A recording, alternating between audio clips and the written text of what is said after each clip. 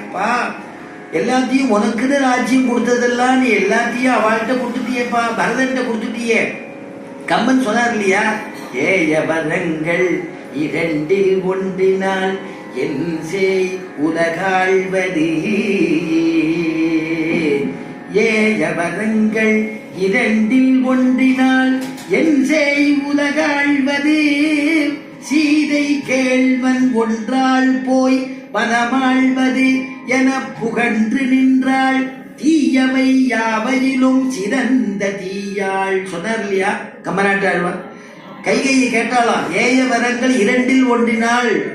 தசரதன பாட்டு கேட்டாரா, சுவாமி நான் எனக்கு அந்த சம்பராசுர யுத்தத்திலே எனக்கு 2 வரம் தரேன்னு சொன்னேன் இல்லையா, எனக்கு கொடுங்கோ அந்த வரத்தை. என்ன தெரியும், என்ன கேட்டாலும் நான் தரேன், நாளைக்கு முடிச்சு விடுறது நடிச்சுடாதுன்னு. அதெல்லாம் எனக்கு தெரியாது, 2 வரம் கொடுக்கணும். ஏய வரங்கள் இரண்டில் ஒன்றினால் 2 வரத்தினால ஒரு வரம் என்னுடைய குழந்தை ராஜ்ய பரிபாலனை பண்ணணும், பரதனுக்கு முடிச்சு விட்டணும். என் செய் உலகாழ்வது. சீதை கேள்வன் ஒன்றால், சீதை கேள்வனான ராமபிரான் வனத்தை வேணா ஆளட்டும், 14 வருஷம் போகட்டும்னு கேட்டார் இல்லையா. அதனால அதை மனசுல திருவுள்ளம் கொண்டு ஆச்சரியமாக அந்த குலசேகர ஆழ்வார் பாசுரத்தை திருவுள்ளம் கொண்டு அதை அடியூற்றி கம்பன் அற்புதமாக பாடுறார் இல்லையா.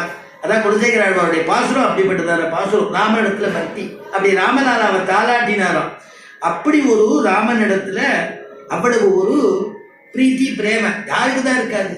தியாகபுரமே சொல்றாரு இல்லையா, செய்யால பாடலனு சத்சார்வ பௌமா. செய்யால பாடலனு சத்சார்வ பௌமா. உய்யால லூகவையா ஸ்ரீராமா. உய்யால லூகவையா ஸ்ரீராமா.